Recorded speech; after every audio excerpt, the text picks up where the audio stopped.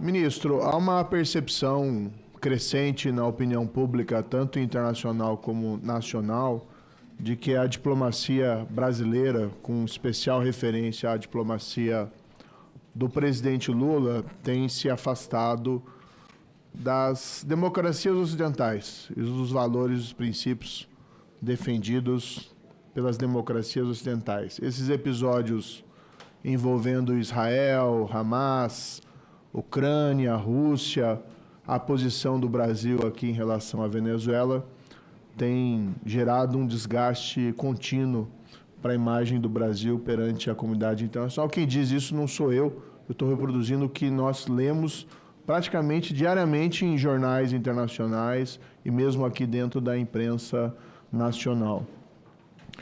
Algumas perguntas. O senador Esperidião Amin centrou ali questões sobre as mulheres. Então, vou dizer o nome de uma mulher valente, Maria Corina Machado. Qual é a posição do governo brasileiro em relação à candidatura presidencial da Maria Corina? Ela foi vitoriosa nas primárias da Venezuela, no entanto, se encontra arbitrariamente inabilitada pelo regime da Venezuela. Sim, foram anunciadas eleições, mas com a inabilitação dos principais opositores, não só ela, mas também de outros, né, como o Guaidó, como o Capriles, ali na Venezuela. É claro que o diálogo é importante e o Brasil não tem condições de fazer uma interferência completa, uma interferência nos assuntos internos, não com muita sutileza de rogar que isso seja alterado, mas o que nos surpreende é que nós temos visto declarações, inclusive do presidente Lula, fazendo pouco caso da candidatura, da inabilitação da candidatura presidencial da Maria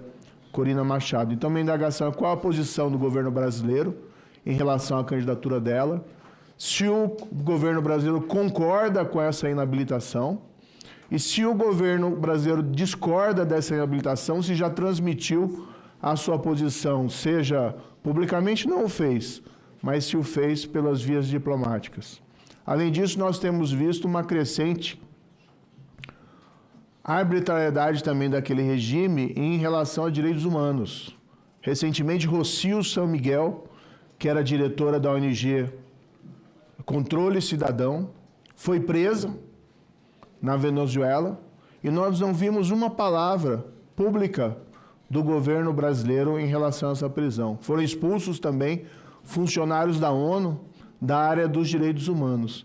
Até nós entendemos muitas vezes que a sutileza diplomática não recomenda algumas manifestações públicas para se tentar fazer um diálogo, mas aí eu pergunto se o Brasil, no diálogo, pelo menos ainda que não público, com a Venezuela, com o governo venezuelano, protestou contra a prisão de Rocio San Miguel na Venezuela.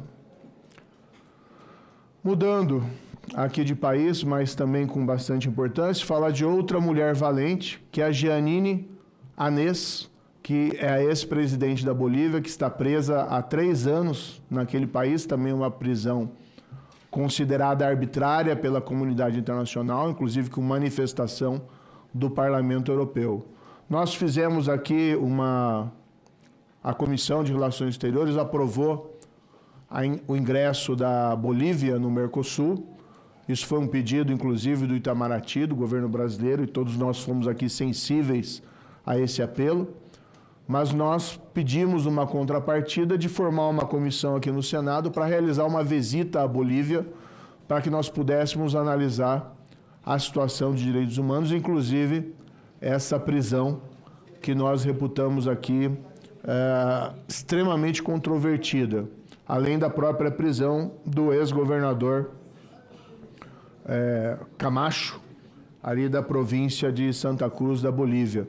Gostaria de pedir a Vossa Excelência, aproveitando a sua presença, o apoio do Itamaraty para viabilizar essa visita à Bolívia, já que nós estamos... Ontem mesmo o senador Rodrigo Pacheco oficiou as lideranças partidárias solicitando a indicação dos membros da comissão e nós gostaríamos de fazer isso. Então, gostaria de pedir a Vossa Excelência aproveitar a sua presença, o apoio do Itamaraty para que nós pudéssemos realizar essa visita. Gostaria também aqui de perguntar em caminho ao final,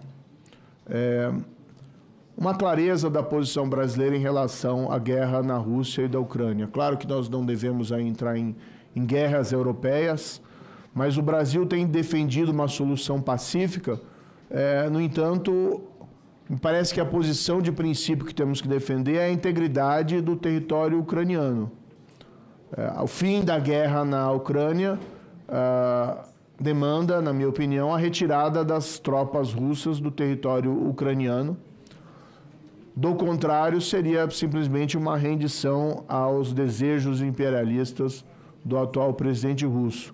Eu gostaria de saber qual é a posição do governo brasileiro quanto a isso, se tem exatamente também essa clareza, e esclarecer, eu tenho ouvido aqui bastante reclamações do embaixador ucraniano no Brasil, o André Melnik, se o embaixador tem sido recebido, ele tem sido atendido pelo Itamaraty, e se há uma viabilidade, assim como o presidente Lula se manifestou desejoso da vinda do Putin ao Brasil, embora isso esteja inviabilizado pelo mandado de prisão internacional, se há também um convite ao presidente da Ucrânia, o Zelensky, para que ele venha ao Brasil.